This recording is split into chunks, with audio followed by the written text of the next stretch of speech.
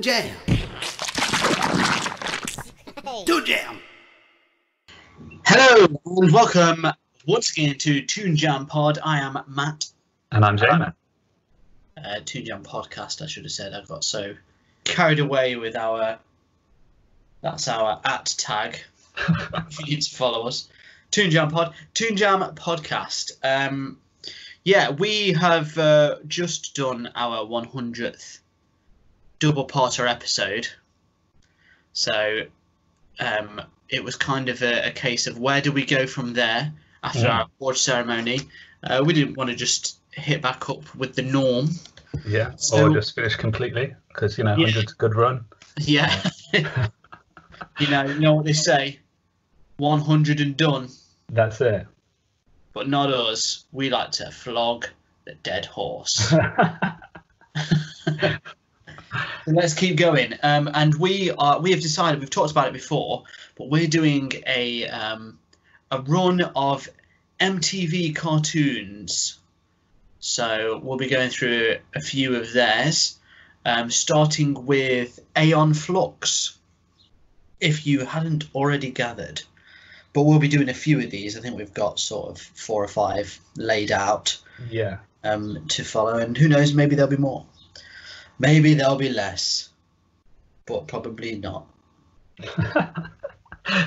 But yes, we're doing Aeon Flux today, which originally aired in 1991 and ran till 1995 for a total of 16 episodes, so not many over that time.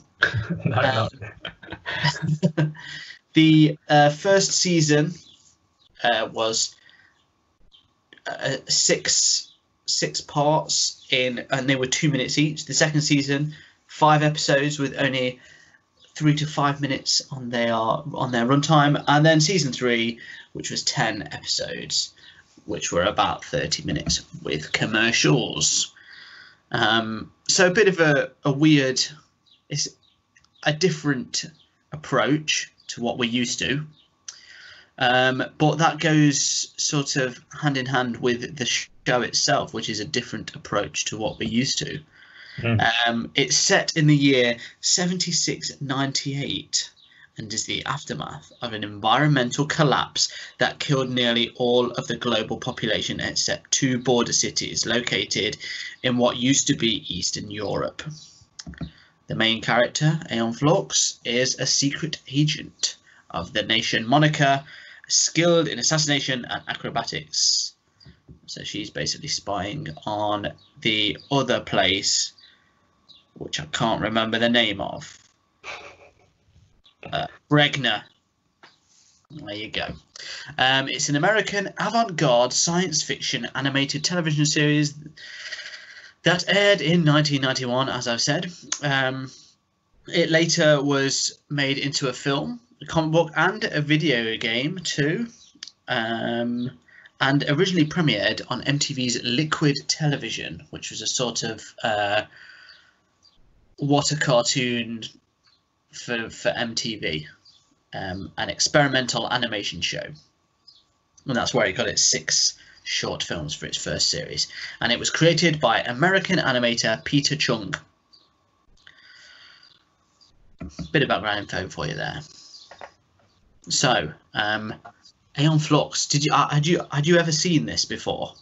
I think I'd seen like bits and pieces of it, like I'm sure it was like one of them things that MTV kind of like just regurgitated in ad breaks from time to time. Yeah. Like, it's that short, isn't it? You could just stick it on between. Yeah. There's always those times where it's like, it's like 2 a.m. and you're just watching whatever because you're like basically asleep, but you've got the TV on. You know? And it's like, I mean, I say, this is several years ago now, but yeah, before it's Netflix, what kids do nowadays with YouTube. Before Netflix knew you'd fallen, checked in with you. And so like the MTV had put on like loads of weird, those little bits. There'd be like weird animations or like the bizarre music videos that they weren't allowed to play during the day, and like it'd just get a bit strange, wouldn't it? Like late at night. Yeah. I'm sure this is one of those things that I'd probably like half seen, half awake. Yeah, and you don't even know what it is. You just No. watch it. Yeah, you're like, what was that? Yeah. What I about suppose you? that's sort of that's the beauty of MTV, is that you don't have to really watch it. You'll watch it without intending to. Yeah. There's loads of stuff you saw. They like Celebrity Deathmatch and stuff like that. Yeah, yeah. You just see them, and you wouldn't go to watch them. They'd just be on. That's it. So you just catch it between the song and be like, oh yeah, what is that? I don't think I ever saw it unless it was a similar sort of thing. Because when you said that, it did kind of ring a bell. But I do remember I've seen the film. Yeah. Which is quite different. Yeah. I must say. Yeah, I mean it is. It's way less avant-garde. Oh yeah. It becomes very generic, doesn't it? Yeah, big time. But I mean, it was slightly weird. That's all I would say about the film. Unmemorable, but slightly weird. But yeah, I didn't know what to expect from the cartoon series. And oh boy, yeah.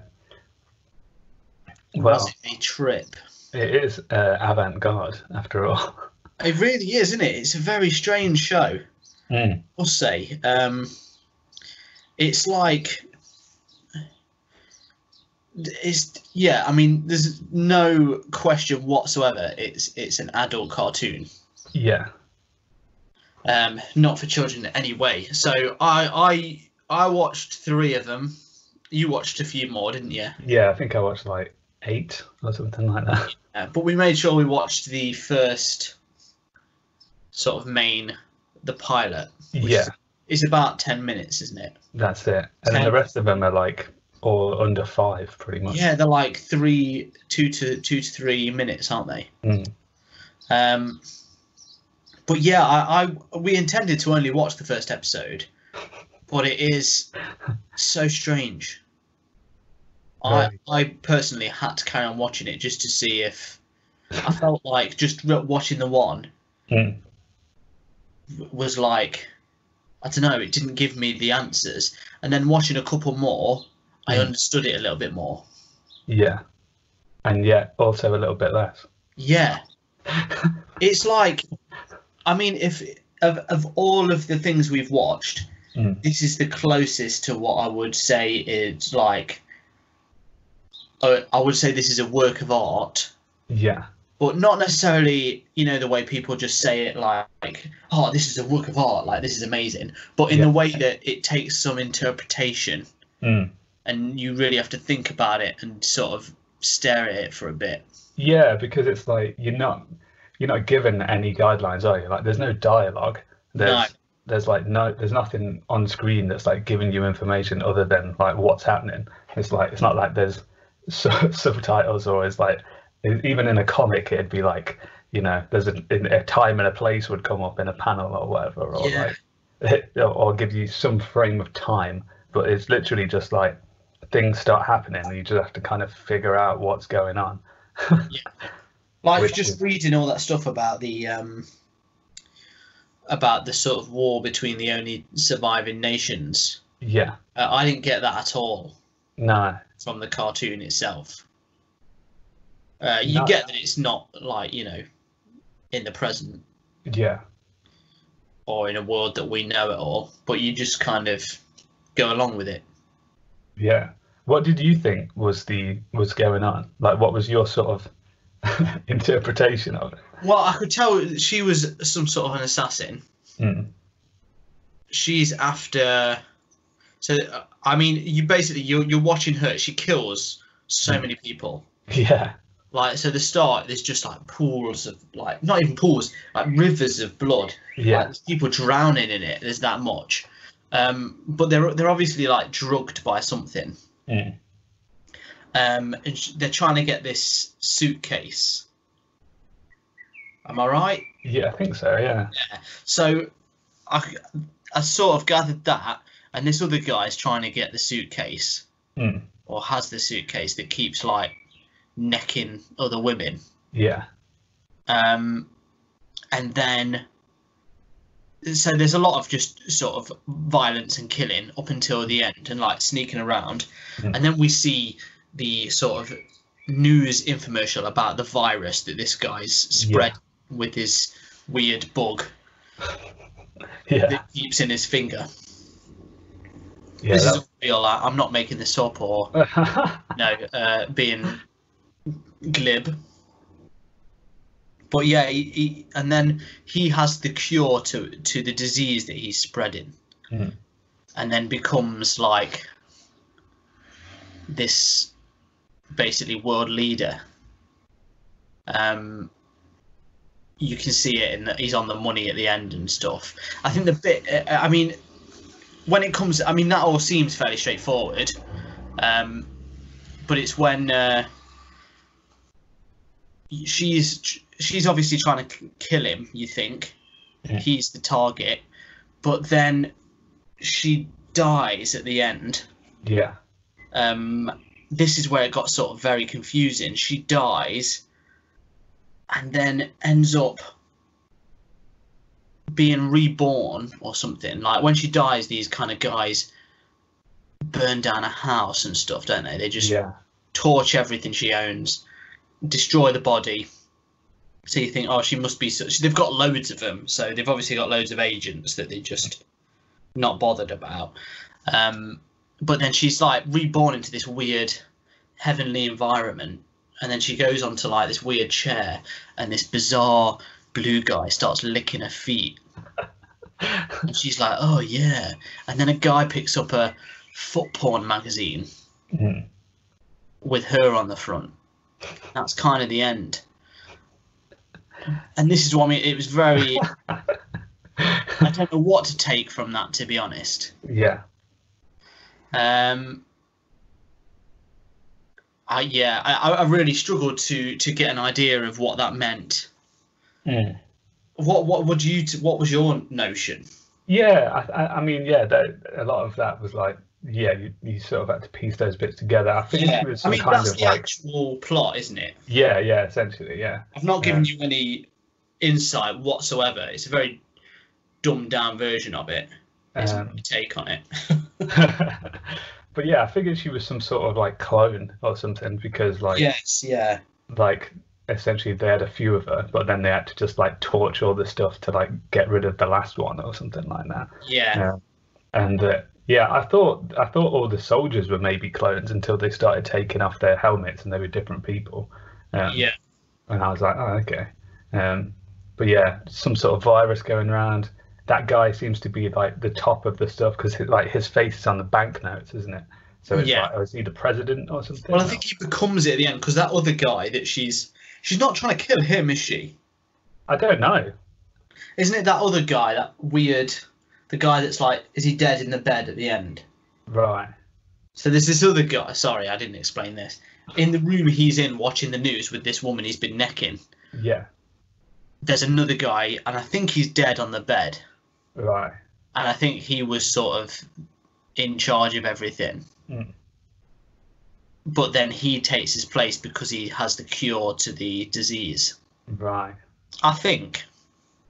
See, it's very opaque, isn't it? Like you just have to like kind of, because I wonder, like I'm guessing the comics and stuff like shed more light on what's actually going on. Or I mean, you know, we did only watch like the first few. Maybe the rest of them kind of clear things up, because obviously, like, where does that information come from? Because it doesn't come from the cartoon or like the episodes that we've seen.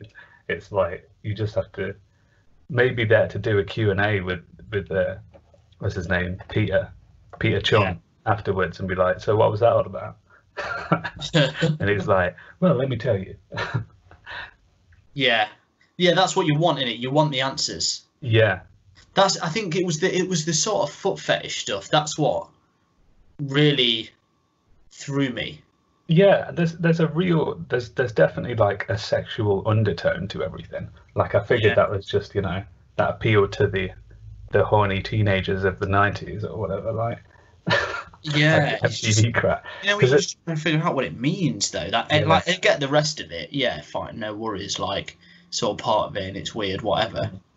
But there's a lot of like just like, because obviously her outfit is just like not really there, is it? Like it's basically No, yeah, it's like 5 black cheese strings just tied together in yeah, an elaborate manner. like covered with belts. Yeah.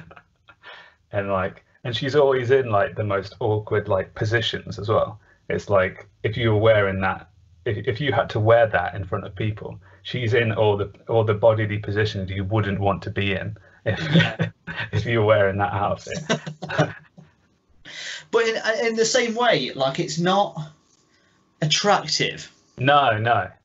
And it's quite interesting in that way because you're kind of watching it and it feels like this they've somehow made something that's on the surface, you know, you could be quite pervy and watch this. Yeah. But then they've made it unattractive enough. Yeah, like for that's you to not just, the focus. It's just it's kind of more there, just isn't it? style, isn't it? Yeah, yeah. I thought it was pretty cool. There was a lot of like licking stuff. Like every now and then, Yeah. there's like some good close-ups of people licking things.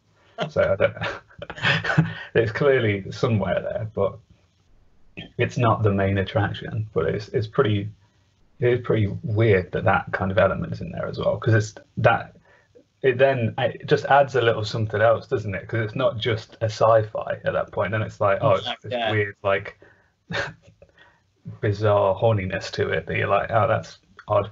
And then you've got like the pure mystery of like what is going on. And it's just like I don't understand like, what's happening, which I've got to say is pretty up my street. So Yeah, I won't, like, as confused as I was, and almost like I spent a long time scouring the internet looking for a meaning to the ending of it. Couldn't find anything. No one had said anything. They just kept telling you what happens. I guess there's no real meaning to it.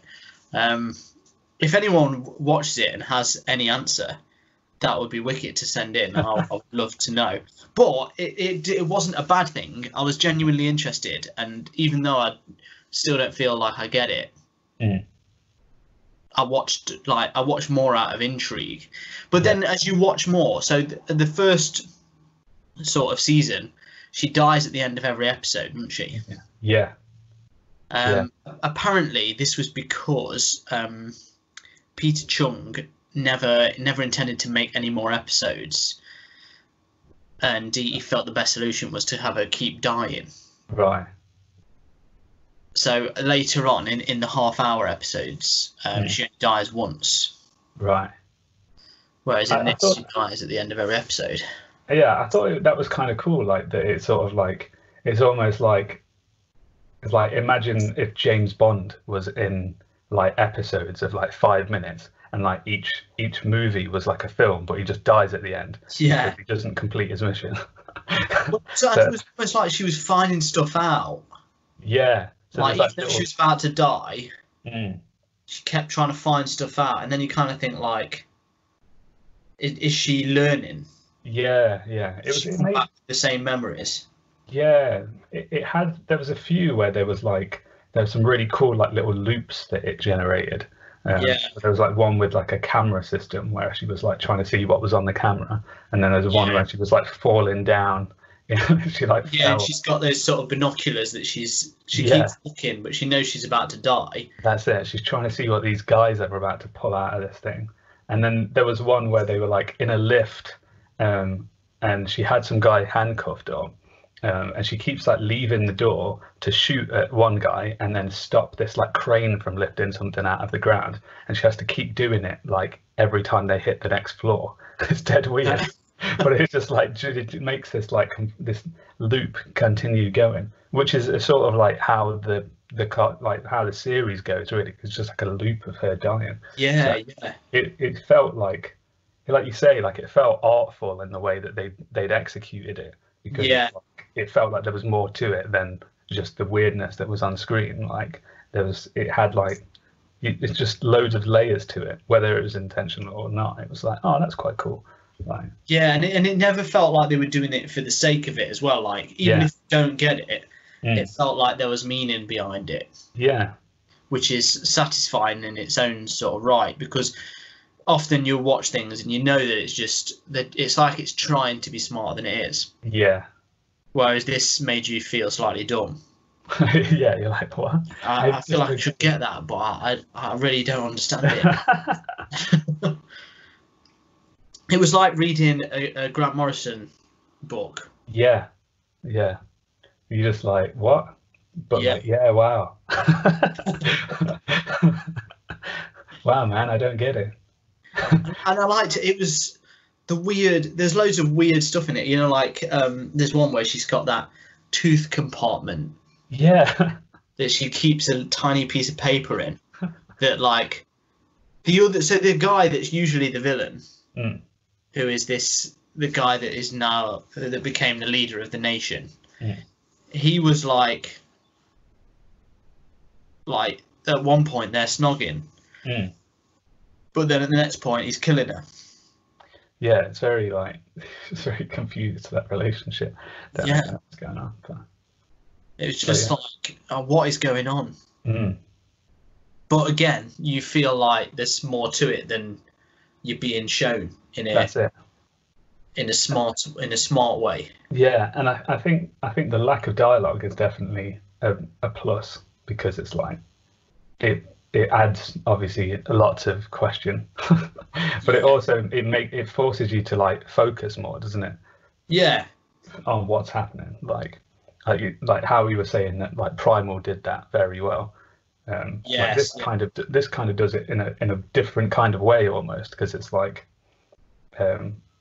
it's trying to make you pay attention to all the weirdness going on and try and figure out what's happening, whether there's something there or not. So you're like, oh, okay, so this is going on. that's like, was far more like emotional, Yeah, emotionally driven, whereas this is more just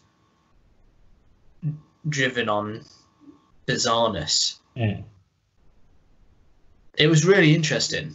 Yeah, not what I was expecting. And insane that this got made, really. Yeah.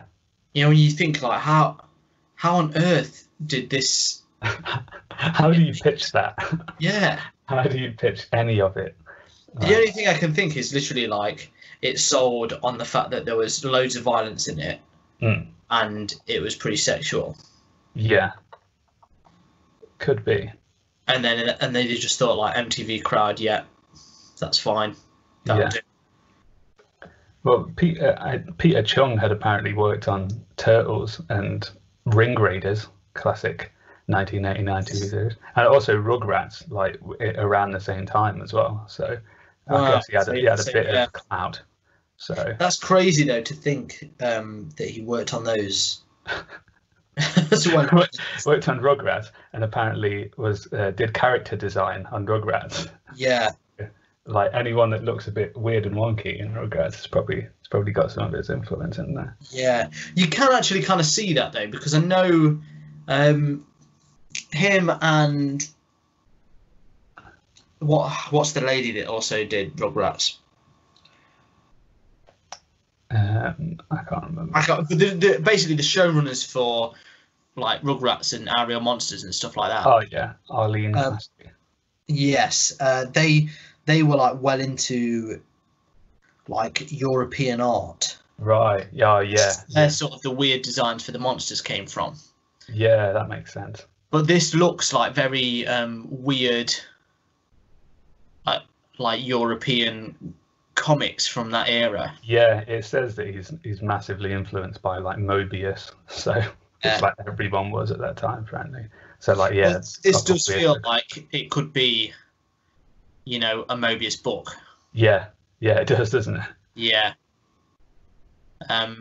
So I mean, if you watch this and you're looking for a comic to read and you haven't read it already, the Mobius sort of Incal series. Yeah. Quite similar. That's it. This is it's a good read. Top tip. Top tip. Previous comic book store owners. Toon recommend comics.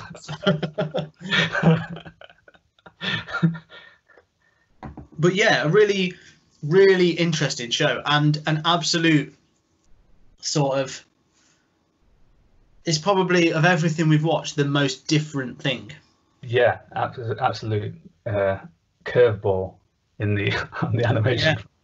Yeah, it really is though, isn't it? Like Mm. it's completely different. Like before, like it makes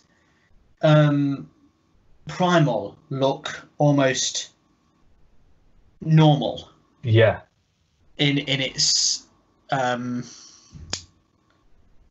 trying to think of the word, presentation, I suppose. yeah, yeah, yeah. Obviously, we praised it so much for how different it was. Mm. After watching this, you kind of think like, Oh yeah, hold on. yeah, it's pretty mainstream. Yeah, Not that it is. I don't want to take away from the yeah, yeah, or you know success and how good basically Prime is, but this was yeah, different enough to make me think, oh, there are Western animations out there yeah. that are also very serious. There's a few bits that sort of make you chuckle, Mm. but it's overall you wouldn't call it comedic, would you? No, no. But yeah. Yeah.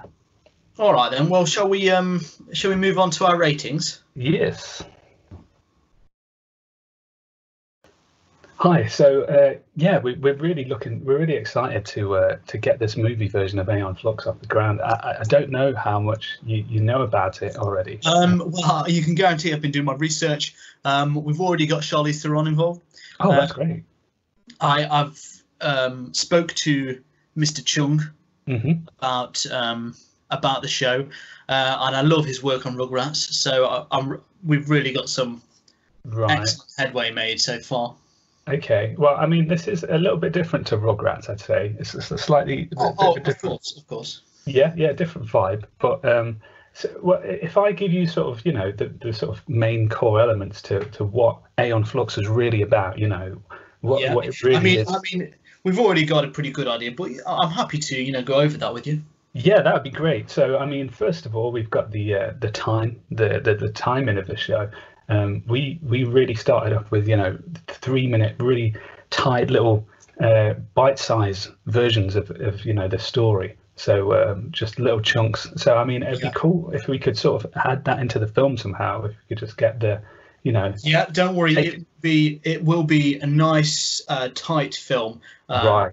1 hour 30. We're thinking 90 minutes, no longer than 2 hours. Oh, okay. Fair and a nice linear plot. Okay. Well, I mean, we've also got I think the thing that kind of separated it from the rest was that just how avant-garde it really was. It's very left field. It's really pushing boundaries on the delivery. And that's something we've worked really hard to fix. We want to make sure the audience knows exactly what's going on. So we've managed to make it far more straightforward. I know this was a trouble from early on, but don't worry. There's going to be no problems. Understand, everything will be straight on the table. Right.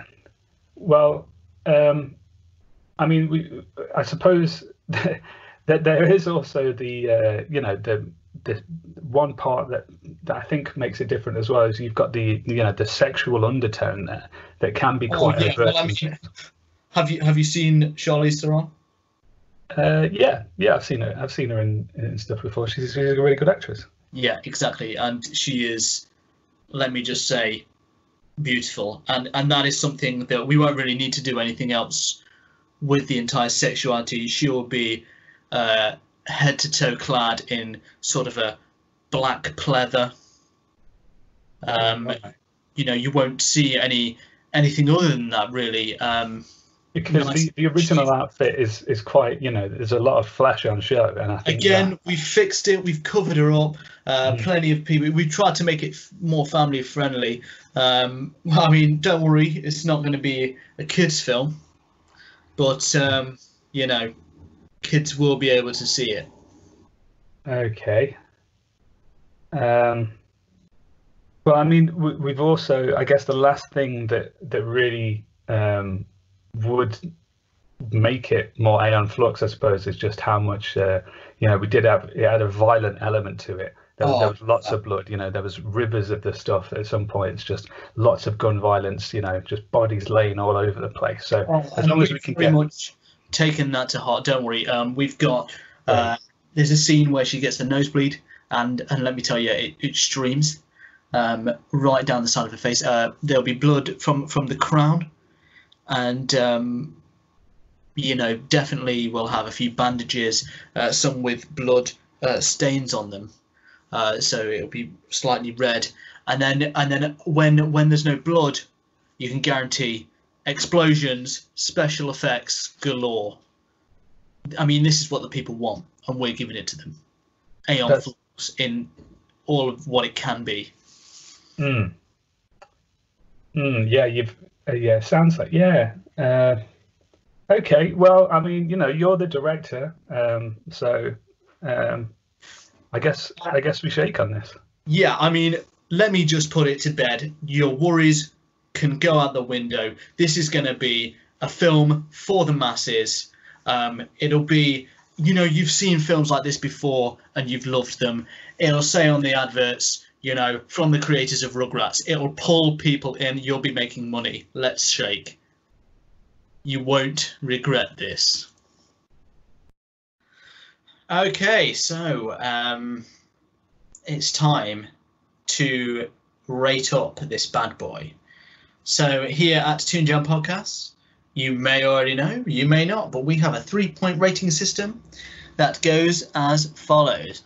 Thumbs up, I don't know what's going on. Thumbs down, what is going on with my death?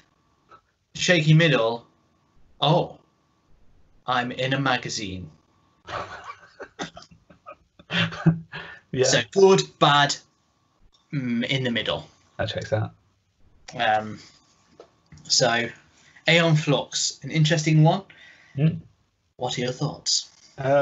Well, I mean, I definitely appreciated how bizarre it was. I mean, I know a lot of people don't like bags of mystery or unanswered questions, but when it comes to films or cartoons, in that matter, like most stuff, if I get to credits and my main thought is like, what? Then I'm usually pretty happy. That's a good experience for me. Yeah. If I'm confused by the time it ends, I'm like, I enjoyed this. Yeah. And this definitely did that. Like if you have to keep watching to try and understand anything going on, then it's got a good level of. Well, yeah. There's mystery left in the world. Yeah, that's right. And I mean, it had lots of cool bits and pieces about it. I did enjoy the over-the-top violence on occasion. I liked I did like the weird costume design for her, as well as like the clones and stuff, like the little masks, and like how everyone did look like they were in some sort of like, some bizarre futuristic environment. And I just kind of like the look of it, because it's almost it's very sort of plain in a way. Like the backgrounds are very like utilitarian or whatever. Like it's got like a Judge Dredd vibe, isn't it? Yeah. It's all in one big like complex and stuff, and it just feels kind of like, oh, this is a bit something dodgy's going on. It's got a good tone, and the mystery's there, and it's just on the whole not like a lot of other cartoons. So I mean, just on originality, I think for me it's gonna have to be a thumbs up. Well, yeah, I mean, what to say about this show? It is crazy, absolutely bizarre. It doesn't make a lot of sense, but then seemingly somehow starts to add up in your head and makes you really think about it afterwards. On paper, I feel like, if you just told me what it was about, if you just literally said, yeah, it's some sort of, gritty, horrible future about spies, and, she just keeps dying. Yeah. I'd probably be like, what? Yeah. But to watch it, it is really enjoyable and interesting and weird because, there's been times I've watched things and it's felt like it's good, but the art style has put me off so much. Yeah. And this should be one of them because it's really ugly. It is ugly, isn't it? Yeah. Yeah, but in a really interesting way that kind of makes you keep watching it. And it just goes to places you never expect it to go to. And I like that she's fairly flawed. She seems to like cause her own death most of the time. Yeah. Just makes huge mistakes all the time and stuff like that. And it's just really interesting. And I'd begrudge myself for giving it anything other than a thumbs up. No, nice. Really good, I thought. 2 thumbs up. Yeah. I mean, I literally could not continue with my life until I watched more of it. Like to figure out what's going on. Yeah, it's and then you kind of figure out that you're still not sure. Yeah, but you start to get it. That was the important thing for me. It wasn't that I understood it. I just started to get the premise and sort of what they were doing. Yeah, and that felt enough. But it was really good. I mean, yeah, I'd easily go and finish it all off. Yeah, I think I'm gonna do the same. Really, really enjoyed it. The episodes. Yeah. So it's easy to do. That's it. And if it at all sounds a fraction interesting to you, give it a go. And again, if you know what the whole foot fetish thing means, get into it. Please let me know. I'm on the edge of my seat. But otherwise, thanks again for listening. If you want to get in touch with us on the 3 fetishes of the internet, Facebook, Instagram, and Twitter @ToonJamPod, please do so. We love to have a little chat. And actually, I want to say someone commented on our Thundercats. The Thundercats Raw. Yeah. Saying that he was a teenager and he hates it as well. Nice. So maybe we were wrong about that. Yeah. A couple of old fogies not really understanding the youth of today. That's it. Just like Cartoon Network, apparently. But there you go. Some interesting stuff. And yeah, like we always like to hear from you. And like we say, our opinions aren't the only ones. And we aren't always right. So please feel free to get in touch with us if you want to. Otherwise, until next time, thanks for listening. And as always, stay jammy. Hey everyone, thank you for listening. If you want to help the show keep going, you can be extra jammy by heading over to our Patreon page at patreon.com/toonjampod. Here you can get a shout out on the show or unlock bonus episodes. Ratings and reviews anywhere you listen to the podcast also really help us out. So thank you and stay jammy.